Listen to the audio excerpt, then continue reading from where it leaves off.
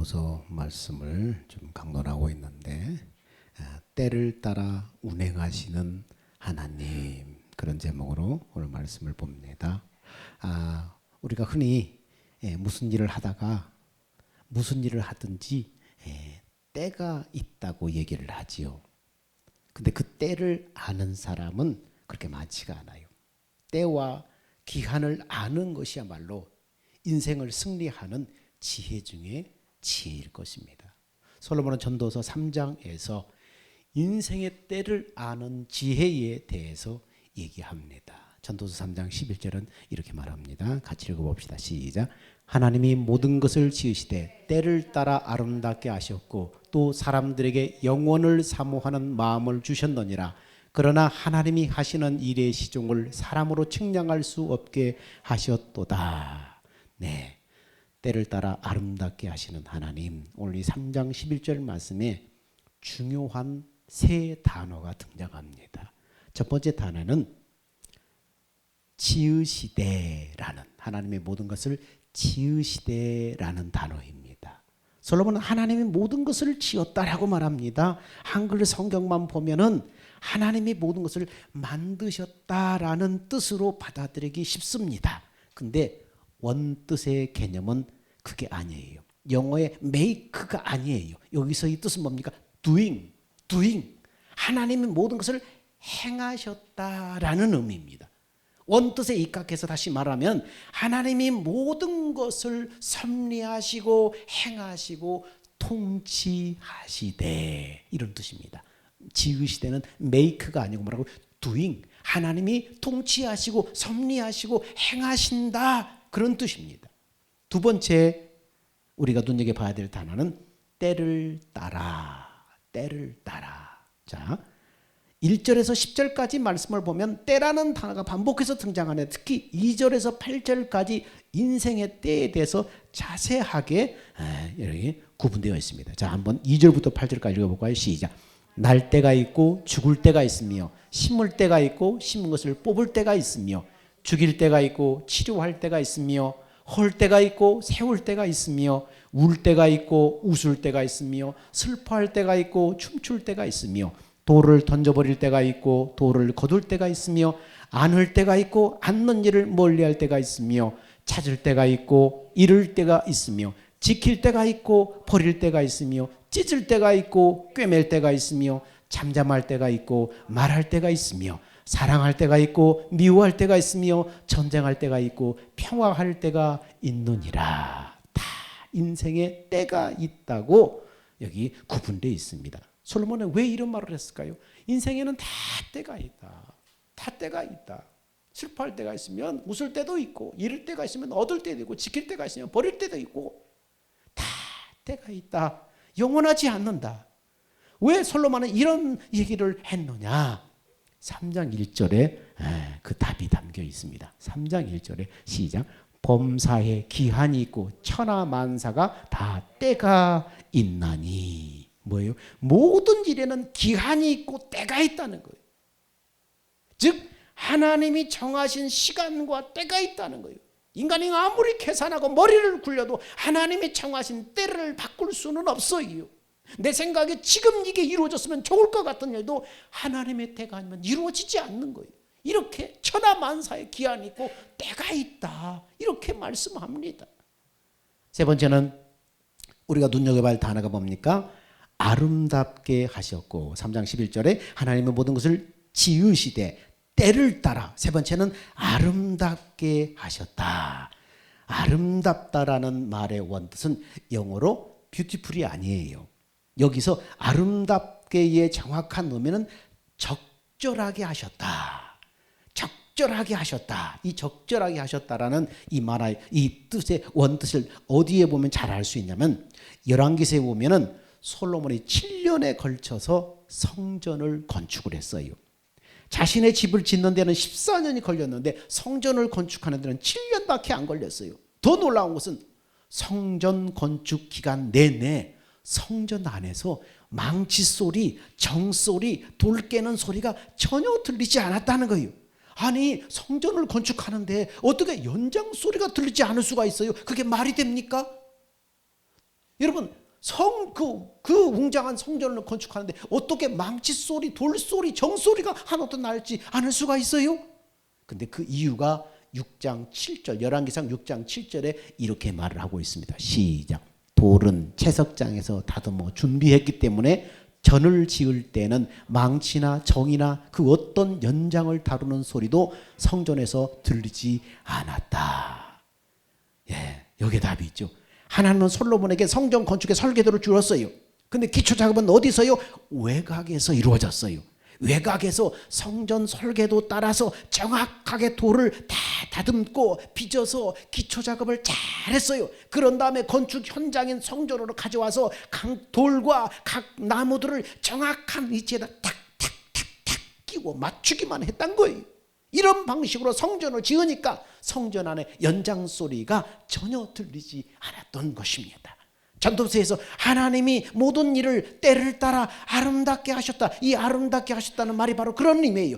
적절하게 하셨다. 그 말의 뜻은 다시 말하면 정확하게 그 위치에 놓았다. 있어야 될 그 자리에 정확하게 딱딱 끼워 맞도록 그 위치에 놓았다. 이런 뜻입니다. 하나님은 우리의 모든 것을 정확하게 있어야 될 자리에 그 위치에 놓으셔서 적절하게 행하신다는 사실을 이 말씀에서 말해주고 있는 것입니다.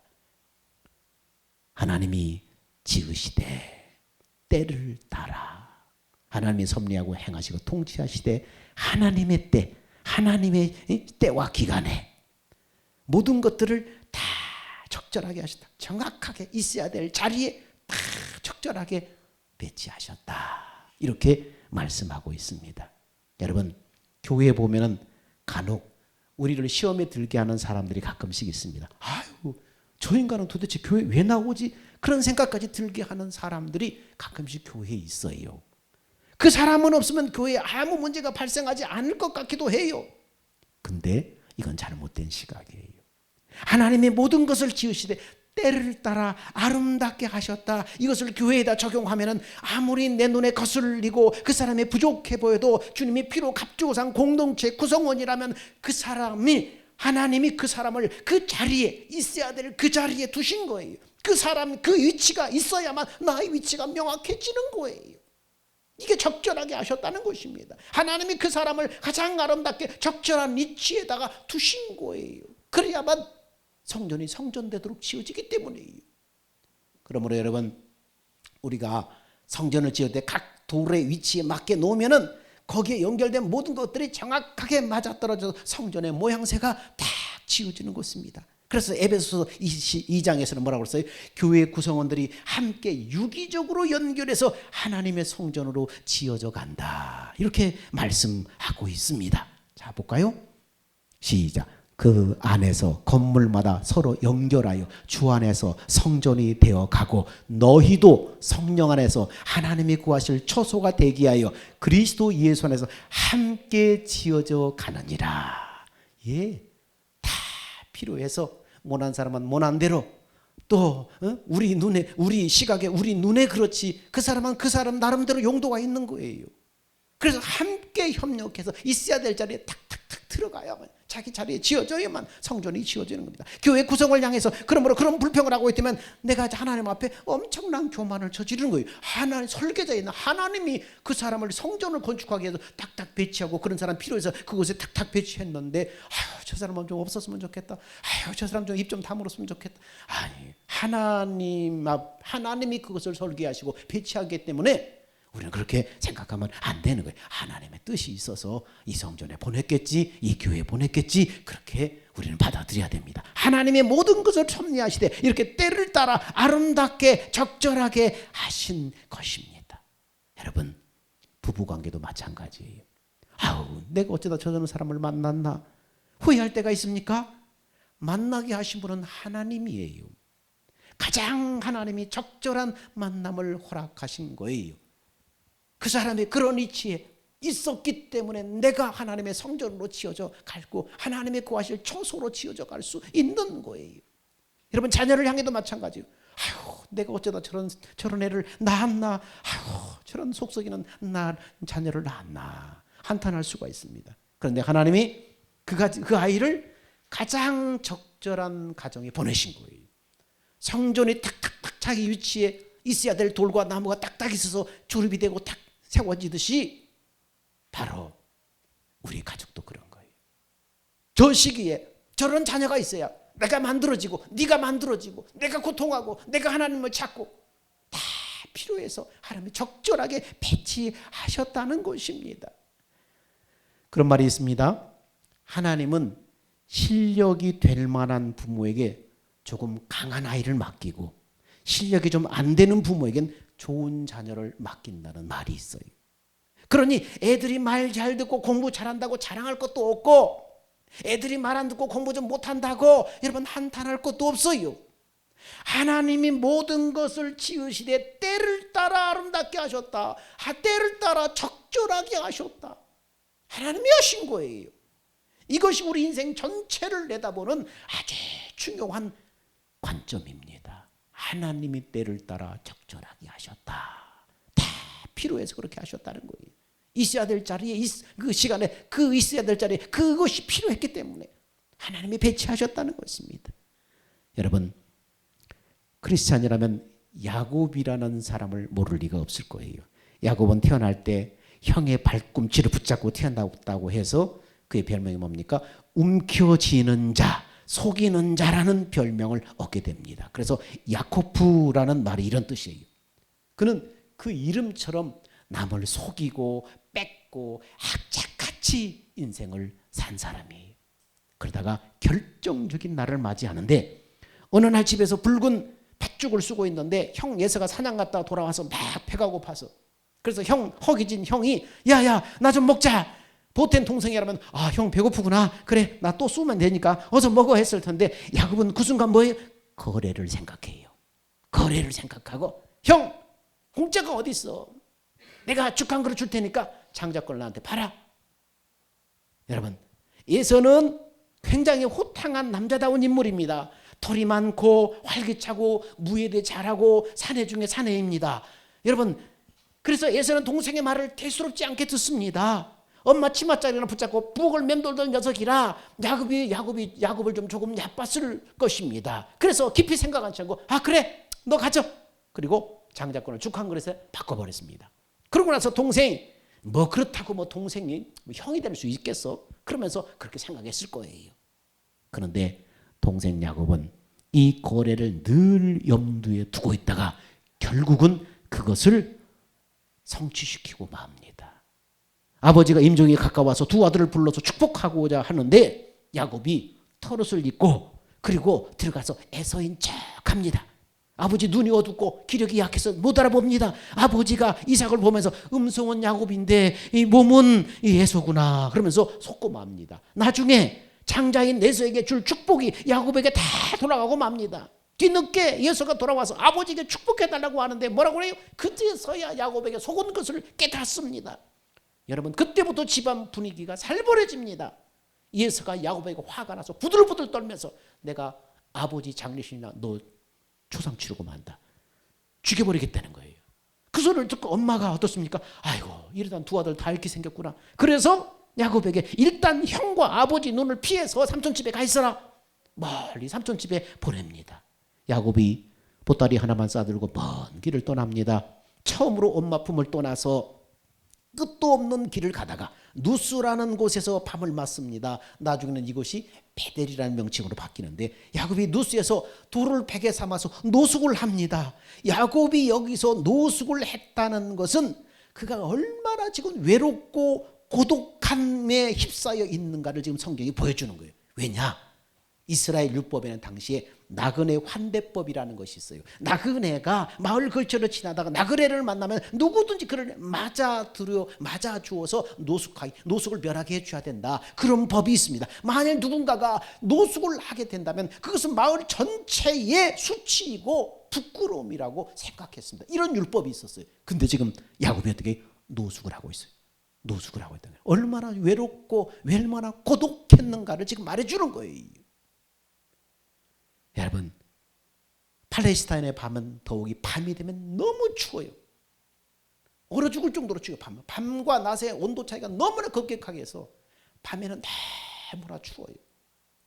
그래서 성경 속에는 옷을 저당 접히지 마라. 해가 지기 전에 옷을 돌려주라는 말이 팔레스타인은 밤이 되면 너무나 춥기 때문에 그러는 거, 얼어 죽을까 봐 그러는 거예요. 야곱이 이불을 삼아서 오들오들 떨면서 깜빡 잠이 들었는데 그때 하늘문이 쫙 열리면서 하늘에 사닥다리가 탁 내려와요. 그리고 천사들이 오르락내리락 하는 꿈을 환상 중에 꿈에 보는 거예요. 야곱의 인생의 최초로 하나님의 공개적으로 임한 사건입니다. 하나님이 그렇게 나타나셔서 약속합니다. 뭐라고 약속합니까? 자, 시작. 내가 너와 함께 있어 네가 어디로 가든지 너를 지키며 너를 이끌어 이 땅으로 돌아오게 할지라. 내가 네게 허락한 것을 다 이루기까지 너를 떠나지 아니하리라 하신지라. 하나님이 내가 너와 함께 있겠다 분명히 말씀합니다. 거기다가 전능하신 하나님이 항상 너와 동행하고 반드시 이 땅으로 돌아오게 할 것이다 약속했습니다. 그런데 여기서 우리는 의문을 가질 수 있어요. 아니 돌아오게 하실 것이면 왜 떠나게 해요? 안 떠나게 하면 되지. 전능한 하나님이면 떠나지 않게 하실 수도 있지 않냐? 야곱을 사랑하신다면서 왜 이렇게 불안하고 고독한 이 고생길을 하나님 떠나게 해요? 이렇게 의문이 들 수 있어요. 그런데 여기에 비밀이 있습니다. 말씀을 자세히 보면 뭐라고 합니까? 내가 네게 허락한 것을 다 이루기까지. 무슨 말이에요? 하나님이 야곱의 인생을 통해서 뭔가 하실 일이 있다는 거예요. 계획할 일이 있다는 거예요. 그걸 이루기까지. 그건 아직 그것이 무엇인지 모르지만 그 야곱의 인생을 통해서 하나님이 뭔가 이루실 일이 있다는 거예요. 야곱의 인생을 우리가 좀 더 살펴봅시다. 자, 야곱이 이 약속을 받고 외삼촌 집에 딱 도착을 합니다. 그곳에서 한눈에 반한 외삼촌 둘째 딸 라헬을 아내로 얻기 위해서 7년 동안 삼촌 집에서 일해줍니다. 그러나 라반에게 속고 말죠. 첫날 밤에 침소에 들어온 여인은 뭡니까? 사랑하던 라헬이 아니라 첫째 딸 레아였어요. 야곱은 또다시 7년을 일한 끝에 겨우 이 라헬을 비로소 아내로 맞이할 수 있어요. 이런 식으로 야곱은 라반에게 오랜 세월 계속해서 속임을 당합니다. 품삯도 10번이나 계속 그냥 변하게 만들고 약속했다가 또 약속을 어기고. 원래 사기꾼이었던 야곱이 그를 능가하는 사람을 만난 거예요. 그러면서 비로소 야곱은 뭘 깨닫는 거예요? 사람을 속인다는 것이 얼마나 나쁜 것인가. 아버지와 형이 자신에게 속았을 때 그 심정이 어떻겠는가. 그것을 자기가 체험하고 느끼면서 깨달은 거예요. 그렇게 어려운 세월을 20년 동안 겪으면서 20년 만에 집으로 돌아오는 거예요. 돌아오는 과정에 우여곡절을 많이 겪습니다. 형을 피해서 도망하다 우연히 잠든 베델에서 그곳에서 하나님과의 언약과 서원을 기억한다면 돌아오는 길에 어디로 가야 돼요? 베델로 돌아가야 맞아요. 근데 야곱이 어디로 가요? 세겜이라는 땅에 다 은근슬쩍 그곳에 정착을 하고 아예 그곳에 땅도 사버립니다. 여러분 왜 그랬을까요? 세겜이라는 곳은 시장이 발달되어 있고 또 푸른 숲이 우거져 있어서 너무나 살기 좋은 땅이에요. 장사하기 좋아요. 양을 팔고 사고 목축하기 이게 거래하기 좋은 곳이에요. 살기 좋은 곳이에요. 무슨 장사를 해도 여기서는 이익이 남을 것 같이 판단했을 거예요. 야곱의 인생을 보면 선택의 기준이 뭡니까? 나한테 이익이냐 손해냐? 이게 선택의 기준이에요. 이 길이 하나님이 원하는 길이 아니냐가 그게 중요한 게 아니라 나한테 이익이 될 것인가 손해가 될 것인가 이게 선택의 기준이 되니까요. 그 앞에서는 하나님도 잊어버리고 하나님의 약속도 다 잊어버려요. 그 기준으로 판단을 하고 땅을 사고 그곳에 장막을 친 거예요. 그러다가 큰 일을 만나고 말지.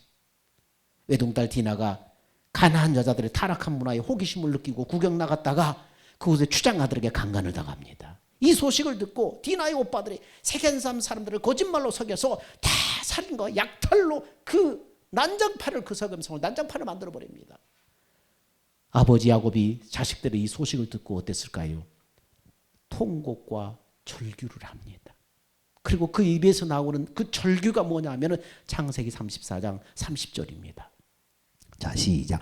야곱이 시몬과 레이에게 이르되 너희가 내게 화를 끼쳐 나로 하여금 이 땅의 주민 곧 가나안 족속과 브리스 족속에 악취를 내게 하였도다. 나는 수가 적은즉 그들이 모여서 나를 치고 나를 죽이리니 그러면 나와 내 집이 멸망하리라. 그때 당신은 숫자가 많아야 돼요.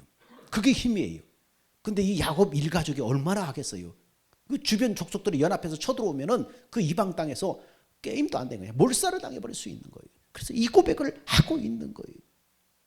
여러분, 이 말 속에 우리가 눈여겨봐야 될 것은 야곱이 얼마나 환난과 고난을 겪고 고생을 겪으면서 얼마나 다듬어졌는가, 얼마나 변했는가. 하나님의 그 놀라운 은혜들을 깨달으면서 고난을 당하면서 깨달으면서 얼마나 변했는가. 이걸 봐야 돼요. 여기서 여러분 반복해서 나오는 단어가 몇 번인가 보세요. 내게, 나로, 나는, 나를, 나와, 내 집 7번이나 등장해. 이 30절 한 구절에 너희가 내게 화를 끼쳐 나로 하여금 이 땅의 주민 가나안 브리스 족속 내게 악취를 풍기도다. 나는 수가 적은지 그들이 모여서 나를 치고 나를 죽이리라. 나와 내 집이. 여러분, 야곱의 이 의식 구조 속에 무엇이 아직도 깊이 자리 잡고 있어요? 자기 중심적인 것, 자기 자신이 다 잡혀 있는 거예요. 잡혀 있는 거. 아직도 깨지지 않고 잡혀 있는 거예요. 여러분, 어때요? 예수를 믿고 예수 안에 나는 죽었습니다. 내 안에 예수님의 생명, 그 생명 되신 예수님 안에 나는 있습니다. 이제 나는 죽고 예수로 살겠습니다. 그럼에도 불구하고 여러분 어떻습니까? 나, 내 집, 내 직장, 내 새끼, 내 가정, 내 일터, 나 중심적이지 않습니까? 모든 판단할 때 나 중심인가 예수님 중심인가 잘 보셔야 돼요.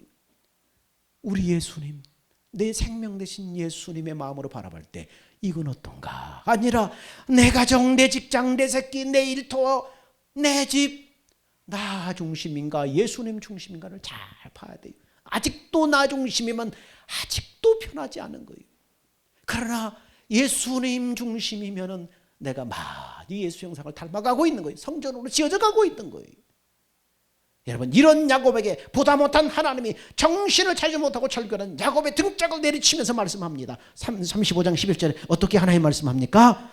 시작. 하나님이 야곱에게 이르되 일어나 베델로 올라가서 거기 거하며 네가 네 형 에서의 낯을 피하여 도망하던 때 네게 나타난 하나님께 거기서 단을 쌓으라. 너 약속했지 않냐? 네가 돌아오면 여기서 단을 쌓고 하나님께 예배를 드리겠다고 약속하지 않았냐? 하도 하나님이 이제 언성을 높이면서 우리식으로 말하면 이놈아 정신 차려 그러면서 좀 얘기한 거예요. 하나님이 야곱에게 반드시 돌아오게 할 것이라고 약속한 땅은 바로 베델이었어요. 야곱은 하나님의 약속을 기억하고 당연히 그곳으로 돌아왔어야 됐어요. 근데 은근슬쩍 세겜의 장막을 치고 결국 씻을 수 없는 아픔을 겪게 된 것이에요. 빼앗기고 고난당하는 세월 속에 야곱이 비로소 깨닫습니다. 자신의 계산과 방법을 따라 살았던 야곱은 베델로 가면서 이제 많은 것을 뺏기게 돼요.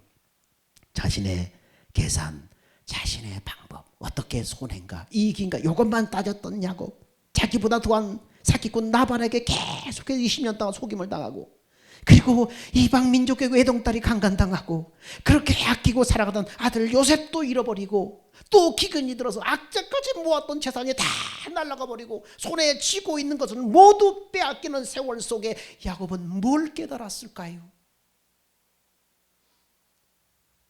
훗날 애굽에서 아들 요셉을 만났을 때 야곱이 바로에게 제일 먼저 했던 말이 무엇인가 하면은 이 속에서 이걸 깨달을 수가 있는데 야곱이 바로 앞에서 제일 먼저 했던 말이 시작. 요셉이 자기 아비 야곱을 인도하며 바로 앞에 서게 하니 야곱이 바로에게 축복하매. 여러분, 남의 나라에 와서 남의 나라의 왕을 만나자마자 그를 축복을 해요. 무슨 일입니까? 야곱이 이제서야 뭐가 중요한가를 깨달은 거예요. 깨달았다는 거예요. 진짜 뭐가 중요한가를 깨달았다는 거예요. 당신이 아무리 세상의 신과 같은 왕이라고 할지라도 하나님의 복을 받지 않으면 소용없습니다. 하나님의 복을 받아야 진짜입니다. 지금 그를 깨달은 거예요. 그래서 지금 제일 먼저 축복을 한 거예요. 애굽왕 바로가 너무나 기가 막혀서 묻습니다. 야, 네 나이가 몇이냐 물어봅니다. 그러자 뭐라고 그래요? 내 나이가 얼마 못 되지만 우리 조상들의 나그네 길의 연조에 미치지 못하나 험악한 세월을 보내었나이다. 험악한 세월, 산전수전 다 겪고 쓴맛 한맛 다 보고 이제 내가 깨달아서 이제 가장 그 깨달음으로 당신을 축복하는 것입니다. 그 뒤 야곱은 거기서 살다가 죽을 때가 되어서 12아들을 불러서 복을 다 축복 기도를 해주는데 한 명씩 기도해 주다가 요셉 차례가 되자 요셉을 향해서 이런 기도를 합니다. 우리가 들을 때는 뭔가 좀 알쏭달쏭한 기도를, 이런 기도를 드립니다. 자, 시작. 네 아버지의 축복이 내 선조의 축복보다 나아서, 이런 기도를 드려요. 여러분, 야곱이 지금 그 아들 요셉에게 기도하는데 뭐라고 그래요? 네 아버지의 축복. 네 아버지는 그럼 누구예요? 자기 자신이잖아요. 지금 야곱 자신이잖아요. 요셉한테 축복인데 네 아버지의 축복이 네 선조들의 축복보다 낫다. 네 선조가 누구예요? 아브라함과 이삭과 그 사이 선조들 축복보다 자기가 더 축복을 받았다는 거예요. 다시 말해서 야곱이 받은 축복이 앞선 아브라함과 이삭이 받은 축복보다 훨씬 낫다. 무슨 말이에요? 아브라함과 이삭이 누렸던 영적인 복보다 자신이 더 큰 영적을 받았다. 지금 이렇게 얘기하면서 기도를 하는 거예요. 여러분, 흔히 속을 가장 썩인 자식이 나중에 엄마 마음을 잘 알아준다는 그런 얘기가 있는데 딱 그 모양새예요. 야곱이 하나님의 속을 가장 아프게 한 야곱이었기 때문에 하나님의 마음을 가장 잘 알고 그래서 누구보다도 하나님을 가까이 지냈다는 말입니다. 하나님을 경험한 것으로 치면 나보다 영적인 복을 받은 사람이 없다. 지금 이 말 속에 그게 들어있는 거예요. 여러분, 괴롭고 힘든 순간에 야곱은 도무지 이해하지 못했을 거예요. 하나님이 살아계시다면 왜 이토록 나를 어렵게 하는가? 하나님이 나를 사랑하신다면 왜 이렇게 나를 괴롭게 하는가? 하지만 돌고 돌아서 인생길 돌고 돌아서 먼 길을 돌아서 하나님의 관점에서 다시 한번 되짚어 보니까 하나님은 과연 때를 적절하게 하셨구나. 이걸 깨달으신 거예요. 야곱이 있어야 할 위치, 그 사람으로 다듬기 위해서 하나님의 먼 길을 돌고 돌아서 하나님이 원하는 사람으로 만들어 놓은 거예요. 하나님의 모든 것을 지으시되 하나님의 정한 시간과 때를 따라서 아름답게 하신다, 적절하게 하신다, 있어야 될 자리에 정확한 위치에 하나님이 배치하시고 놓으셨다. 깎아서 돌을 만들어서 성전을 만들어서 이 사람을 있어야 될 자리에 있어야 할 그릇으로 하나님이 돌고 돌아서 만들어서 배치해 놨다는 거예요. 여러분, 인생의 희노애락 속에서 정말 견디기 힘든 폭풍까지도 우리에게 무미한 시간은 없어요. 우리가 전부를 우리 인생을 이해할 수는 없지만 하나님의 가슴 아픈 그 손길과 허용할 수밖에 없는 아픔까지도 모두 나를 위한 것이었음을 언젠가는 깨닫게 될 것입니다. 하나님이 일하신 방식은 우리의 계산한 방식과 틀려요. 가장 힘든 시간을 지금 보내고 있습니까? 우리 인생 속에 정말 해석도 안 되는 일을 만났습니까? 갈등 가운데 놓여 있습니까? 바로 이때 믿음이 필요할 때입니다. 하나님이 모든 것을 행하실 때 때를 따라 아름답게 하신다. 이 약속이 여러분의 삶을 지탱하는 믿음의 고백이 되시기를 주의 이름으로 축원합니다. 기도합니다. 하나님이 때를 따라 모든 것을 섭리하시고 통치하시고 행하시는 하나님, 제각각의 돌들을 정확한 자리에 놓아 성전을 완성하신 것처럼 주님의 몸된 교회에 제각각의 사람들을 보내셔서 지체로 연합하여 성전으로 지어져 감을 믿습니다. 우리의 삶의 모든 것을 합력하여 때를 따라 아름답게 하실 하나님을 믿음으로 바라봅니다. 어떤 상황 속에서도 하나님의 때를 기다리는 믿음의 사람들이 다 되게 하여 주옵소서. 예수님의 이름으로 기도합니다. 아멘. 다 같이 기립하셔서 주님 다시 오실 때까지 찬양하겠습니다.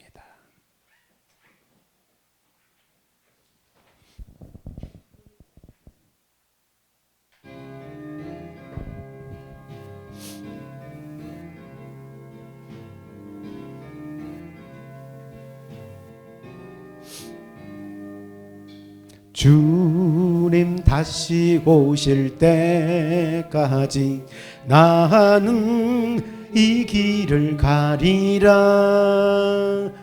좁은 문 좁은 길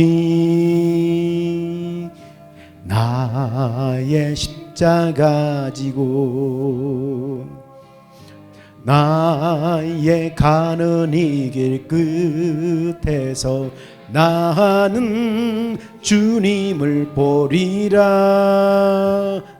영광의 내 주님 나를 맞아 주시리. 주님 다시 오실 때까지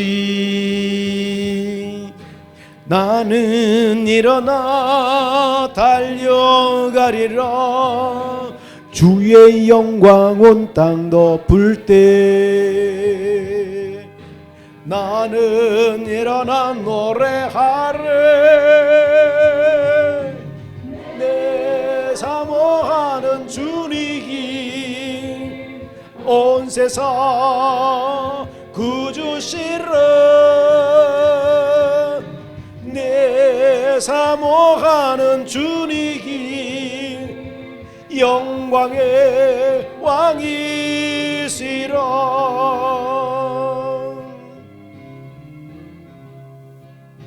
주님 다시 오실 때까지 나는 이 길을 가리라.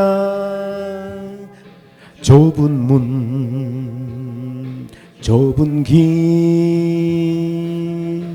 나의 십자가 지고 나의 가는 이 길 끝에서 나는 주님을 보리라. 영광의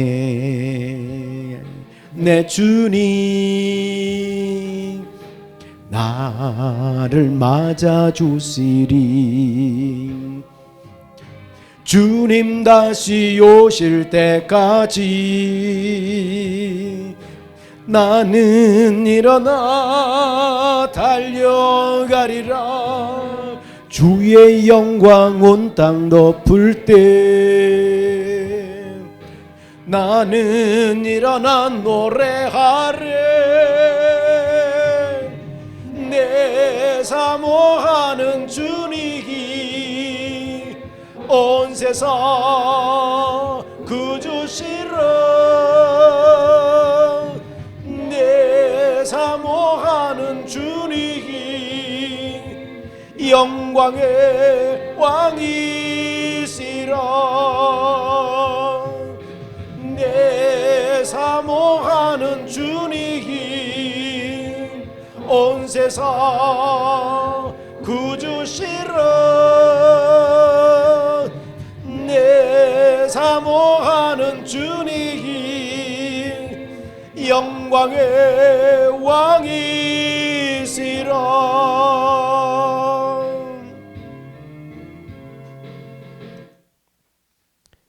이제는 우리 주 예수 그리스도의 은혜와 하나님의 사랑하심과 성령님의 내주 교제 교통 인도하심이 때를 따라 모든 것을 운행하시고 우리의 삶을 아름답게 하시는 하나님이 하나님의 때를 따라 야곱을 아름답게 하신 것처럼 어떤 상황 속에서도 하나님의 때를 기다리는 믿음의 사람들 위에 그들의 믿음 위에 이제부터 영원 무궁토록 함께 있을지어다. 아멘.